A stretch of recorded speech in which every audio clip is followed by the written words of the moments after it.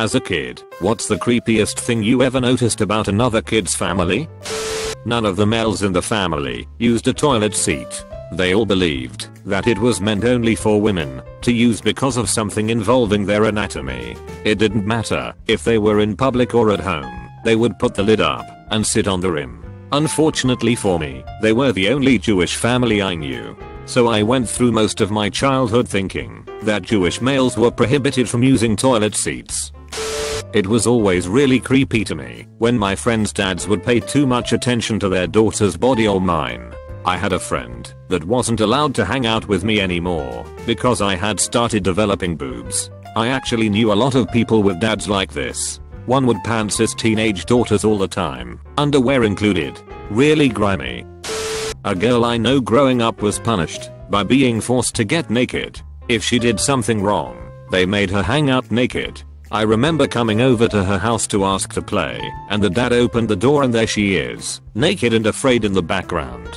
I can't confirm she was being molested, but Jesus, it's highly probable. Sick fucks. And on the other end of the spectrum, I used to play at this girl's house all the time. The family didn't seem nuts or super crazy paressy, but they didn't seem overly welcoming and warm either.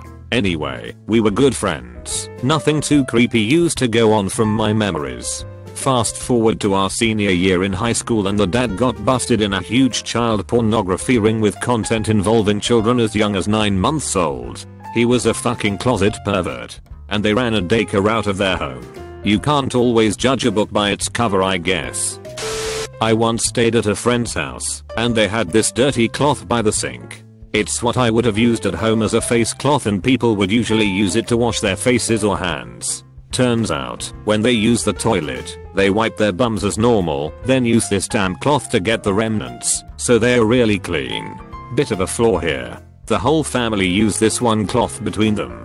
No idea how often it was washed. Who cares? It was covered in tiny little spots of poo and had been used by everyone. It would have been filthy after one use either way. There was also the fact that they decided the best place for it was on the sink. So weird. The rest of their house was clean and they seemed relatively normal.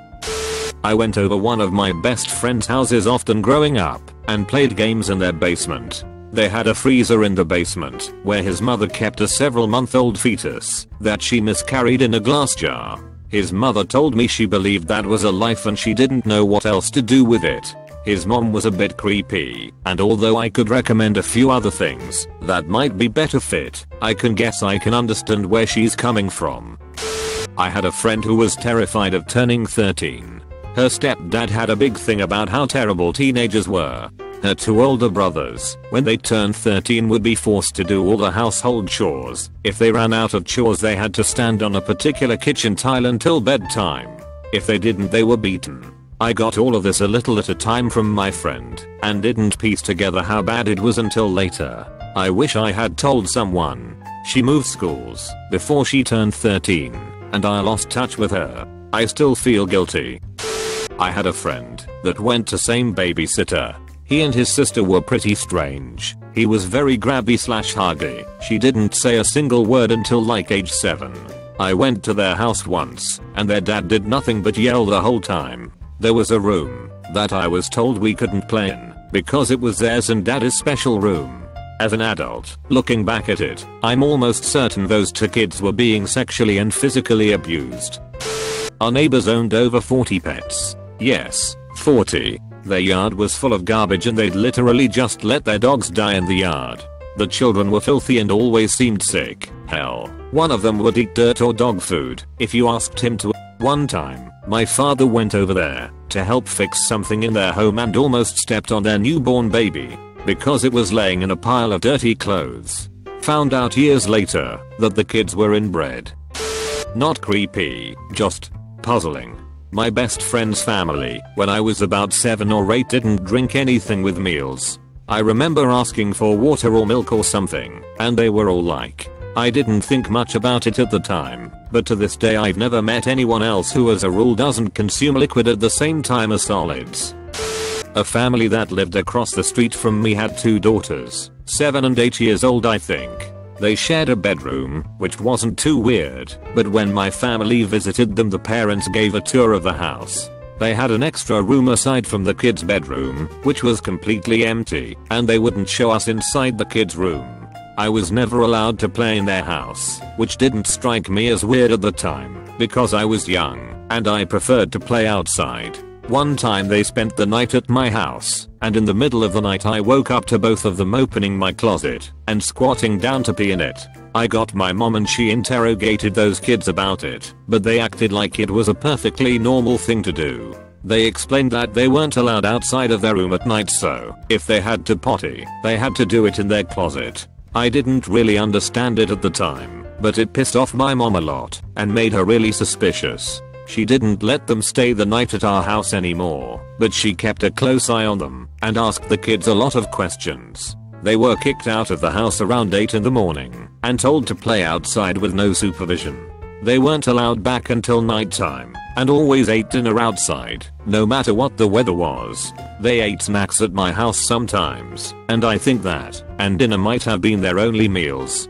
Both of them always had a backpack with them, but they never opened it and would never tell me what was inside. I suspect the backpacks had their clothes in them because they weren't allowed in their rooms during the day, and they made some weird comments about stuff I had in my room, like the dresser. Not sure if they were being hit/molested like a lot of other kids in this thread, but their parents definitely wanted nothing to do with them. They ended up moving out really suddenly, and I suspect my parents called CPS or something on them.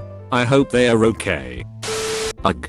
I don't know why I remember this, but I do. My best friend at the time, named Ashay, was the middle child. She had an older sister named Nicole and a younger brother named Jack. Nicole was obsessed with Jack's dick. She was about 8 as I recall, and called his dick Softbit. She told me that it was fun to play with, and she liked bouncing it. One time during a sleepover, Ashay was asleep and both me and Nicole were awake. Nicole kept repeating Softbit, touch it. When I finally said I didn't want to, she said everyone in my family touches it. Friends had a Jesus clock. It was a creepy cuckoo style clock with Jesus and the apostles. It rang on the hour and his mom would gather all us up and make us write thank you notes to Jesus thanking him for what we did the last hour. Example: thank you Jesus for letting us play with Legos and eat cookies for snack. His mom would then edit and critique them, saying things like, you had milk too. Do you want to make Jesus sad because you are not thankful for the milk? They also had a full room decked out like a chapel with burning candles, statues, and pews. Every room had massive 4-foot tall crucifixes too in them. I hated going over there. Last I heard from them was 5 to 6 years ago. What happened to the kids? The youngest became a Catholic priest. The second youngest moved out and is a transsexual entertainer, and the oldest, my friend, became a programmer in Silicon City. 2 of the kids are hardcore atheists, not the priest obviously. The father eventually left the mother. Not really a kid, but when I was in high school I knew a girl who had a really flirtatious relationship with her father. Her folks were split up, and she had this fake, high cute-as-y voice she would use. Imagine a little girl saying I love you, dad, I, but coming out of a 16-year-old's mouth. They also hugged and kissed way too much. When I was 4, my friend invited me and my family to his beach house for Memorial Day weekend.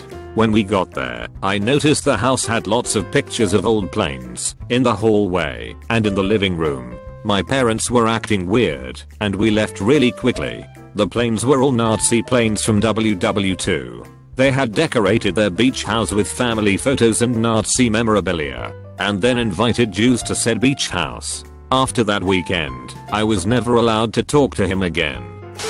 Oh boy, have I got one. My best friend growing up lived across the street from me, and her father is a complete psycho. He was always buying the kids new pets, rabbits, dogs, iguanas, rats, whatever they wanted, only for those pets to disappear within a few months as the family got tired of them. He was super religious and always telling his kids crazy lies about everything, like that they has rich relatives who didn't exist, or that his youngest had cancer when she didn't. He was real quiet, and whenever any of his kids had friends over he would stand silently in the doorway the entire time, which is maybe possible as socially awkward concern on its own, but less so in the other contexts. He was always making his daughter come home from sleepovers at like 3 in the morning. He would just walk over, knock, and ask for her. He was always complaining that his kids' friends were bad influences or too slutty, even in grad school. One day my dog got loose, and he drove his truck up across 3 neighbors' lawns trying to run it over, in broad daylight with neighbors out all around. But none of that compares to shitstorm which happened when Obama was elected president. He immediately decided that the neighborhood would be overrun with black people and bought a German Shepherd because he heard they didn't like black people and thought he would need it to protect the family. It has since bitten 3 people, none of them black, including myself and an 8-year-old boy, and most recently the aging lady across the street who needed stitches afterward. But that isn't the end of it. Along with the dog he bought a shed and several rabbits, the fluffy kind from the pet store, and started to breed them. The economy is going to collapse and I need to feed my family. So his family was regularly eating litters of little white and black pet rabbits. He then let his youngest daughter pick one of the babies and keep it in her room and raise it. She even named it Pantoufles for a year or so before her father got tired of the rabbits. When he got tired of them, they were all killed and eaten, including Pantoufles. That's right, he forced his young teenaged suburban daughter to eat her own pet. One girl seemed to have some serious issues with her dad. Otherwise she was pretty cool, and we each liked each other. But we couldn't date, because her dad wouldn't approve of it. I was like, well, I'm a well-mannered guy I think, and I can dress well, and present myself well. Let me meet him sometime, and I'm sure it'll be cool. But no, I couldn't even meet him. Nobody could ever go over to her house. I dunno, she just talked about him way too much in certain situations. She was super cautious too about talking about her home life. It was just kinda weird and all my friends picked up on it too. I had a friend in grade school / junior high who lived on a large, working dairy farm with her brother, mom and dad, and a revolving assortment of foster kids. Guess who did all of the work on that farm? These were mostly city kids who'd probably never touched a cow up to that point, getting up at 4 o'clock a.m. to milking, mucking, feeding and God knows what else. Then they got to go to school. When they got home, it was more work until bedtime. Their bedrooms were on the 3rd floor, very clean, hot in summer, freezing in winter. The birth children, in the meantime, were treated like the little prince and princess. Never lifted a finger and you never saw cow shit on their shoes. In the meantime the parents were the most ostentatious Christians in the neighborhood. Watched some televangelist every Sunday for 2 hours and constantly talked about Jesus and how good God had been to them. Instead of thanking God and giving him credit, they should have thanked the state for all free labor the foster system had paid them to care for. Or maybe they should have just treated those poor kids like human beings. One of my neighbors, I think she was 10 to 11 at the time, had a pretty creepy dad.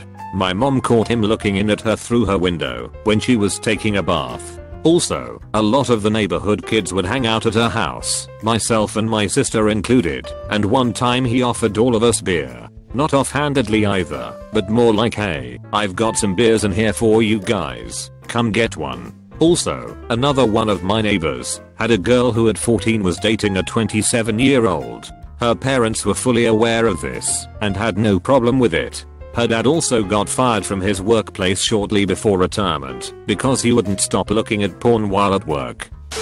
How similar his mum and dad looked. Not incredibly similar, but their facial structure was pretty uniform. Well, turned out his father was his mother's uncle. So there we go.